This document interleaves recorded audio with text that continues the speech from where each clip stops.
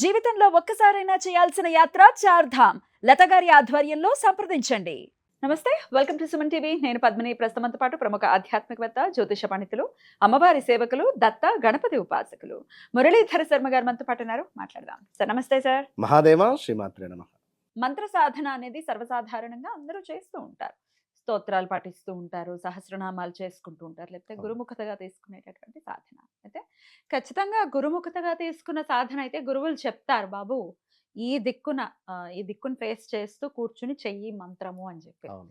మరి ఏంటండి దిక్కుకు, అంటే ఆ దిక్కును ఫేస్ చేస్తూ కూర్చోవటం, లేకపోతే ఆ దిక్కులో కూర్చుని చేస్తే ఎటువంటి ఫలితం వస్తుంది? అసలు ఏ దిక్కును కూర్చుని ఎటువంటి సాధన చేయొచ్చు? తప్పకుండా అమ్మా. మీరు చెప్పినటువంటి విధంగా గురుముఖంగా తీసుకున్నటువంటి మంత్రం ఏదైతే ఉందో ఖచ్చితంగా వారు చెప్తారు. తూర్పు ముఖంగా లేదా ఉత్తర ముఖంగా ఈ 2 ముఖాలుగా ఎటువైపైనా కూర్చొని చేయొచ్చును.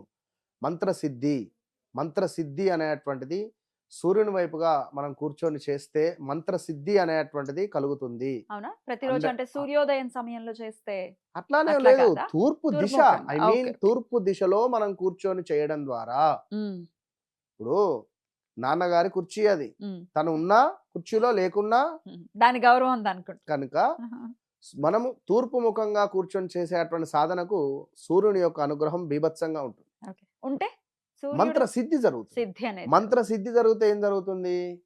మనము ఓర్పుగా ఉండాలి. ఇక్కడ మంత్ర సిద్ధి జరిగింది అని చెప్పి నాకు మంత్ర సిద్ధి అయిందని కూడా ఎవరు చెప్పుకోరు. చెప్పరు. వాస్తవానికి చెప్తున్న అసలు విషయం మంత్రం ఏ మంత్రం సాధన చేస్తున్నారో కూడా చెప్పరు. చెప్పరు. చెప్పకూడదు కదండి. 100% చెప్పకూడదు. గోప్యంగా ఎవరిది ఉంచుకోవాలి. వారికి అంతే అంతే ఉమ్. ఖచ్చితంగా.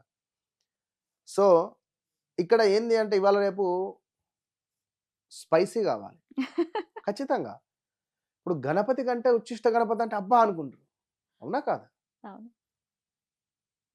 లక్ష్మీదేవి కంటే తారా అమ్మవారు అంటే అది వేరే అయిపోతుంది. బగలాముఖి అమ్మవారు అంటే ఇంకా వేరే అనిపిస్తుంది. అంతే కదా.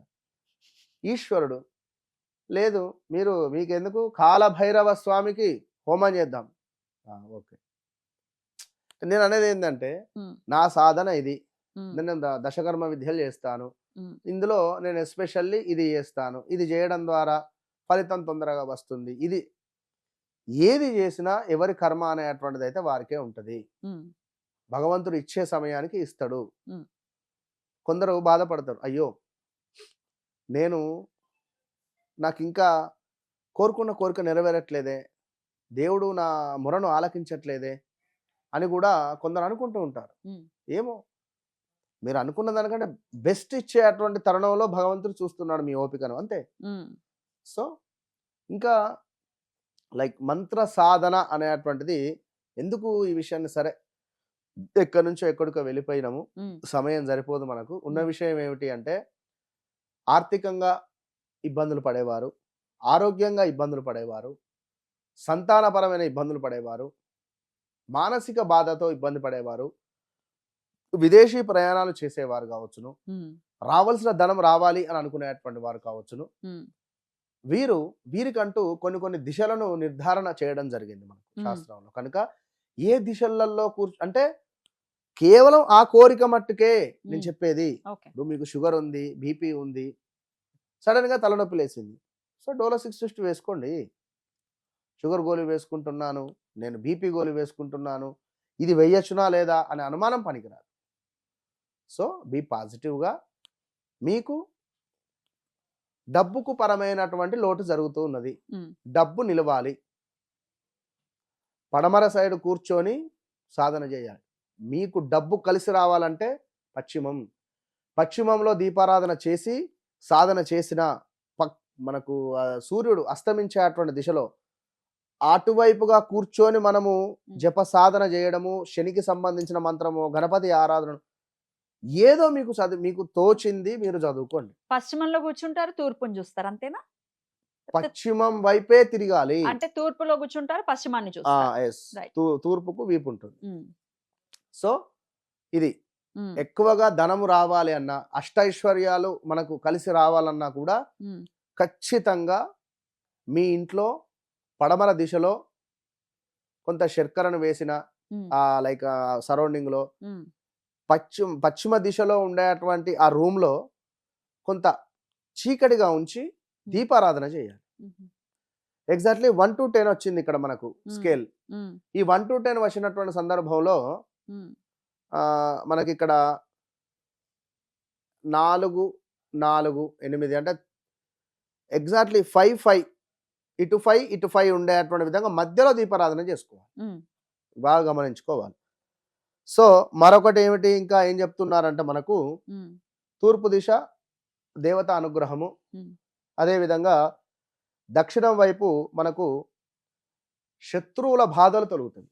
దక్షిణం వైపు కూర్చొని జపం చేయడం ద్వారా శత్రువుల బాధల నుండి విముక్తి కలుగుతుంది. దక్షిణాన్ని ఫేస్ చేస్తూ ఉత్తరం ఉత్తరంలో, ఉత్తరంలో కూర్చొని చేయడం ద్వారా శాంతి లభిస్తుంది. అంటే ఉత్తరాన్ని ఫేస్ చేస్తూ. ఎస్, అంతే ఇక ఫేసింగ్ డైరెక్ట్ చెప్పేస్తున్నాను నేను, కన్ఫ్యూజ్ అంటే లేకుండా. ఉత్తరంలో కూర్చుని అంటే ఉత్తరంలో కూర్చుంటే మరి దక్షిణాన్ని చూస్తాం కదా, అది కాదు. దక్షిణం వైపుగా కూర్చోవాలి అన్నప్పుడు ఉత్తరం వైపుగా మీ వీళ్ళ వీపు వస్తుంది. అవును. ఉత్తరాన్ని చూడాలి అనుకున్నప్పుడు మనకు సౌత్ డైరెక్షన్ లో వీరి వీపు వస్తుంది. ఓకేనా. ఇది ఇక పడమర అనే పశ్చిమం అనేది మనకు ధన ప్రాప్తి సూచిస్తుంది. తూర్పు దేవతానుగ్రహము మనకు ఆ యొక్క మంత్ర సాధన. ఇక ఈశాన్యము జ్ఞాన సిద్ధి. పిల్లలు మర్చిపోతున్నారు, ఆ తరుణంలో కొంత ఈశాన్యం వైపుగా వారిని కూర్చునబెట్టి దత్తాత్రేయ స్వామిది కానీ లేదా మేధా దక్షిణామూర్తి శ్లోకాలను చదివించడం ద్వారా తొందరగా మన జ్ఞాన వచ్చేటువంటి పరిస్థితి ఉంటుంది, చదివింది గుర్తుండే పరిస్థితి ఉంటుంది. ఇక అదేవిధంగా ఆగ్నేయం మూల మనకు ఆకర్షణ. ఇది ఒక మనిషికనో ఇంటికనో కాదు, వ్యాపార స్థలంలో ఉన్న ఆగ్నేయం వైపుగా చూస్తూ కొంత ఏదైనా ఓం నమ శివాయ, ఓం నమో భగవతే వాసుదేవ, ఏదైనా మీరు చదువుకొని దీపారాధన చేయడం ద్వారా ఆకర్షణ పెరుగుతుంది. ఇక అదేవిధంగా నైరుతి దిశగా కూర్చొని మనకు జపసాధన చేసేటువంటి తరుణంలో ఖచ్చితంగా కూడా ఆ అమ్మవారు మనకు కలలో కనిపించే పరిస్థితి ఉంటుంది, కోరికలు తీరే పరిస్థితి ఉంటుంది. ఇల్లు కట్టుకోవడము, పిల్లల పెళ్ళిళ్ళు, ఏదైనా కావచ్చు. లైక్ ఇక వాయువ్యం, ఇది కూడా శత్రునాశనాన్ని సూచిస్తుంది.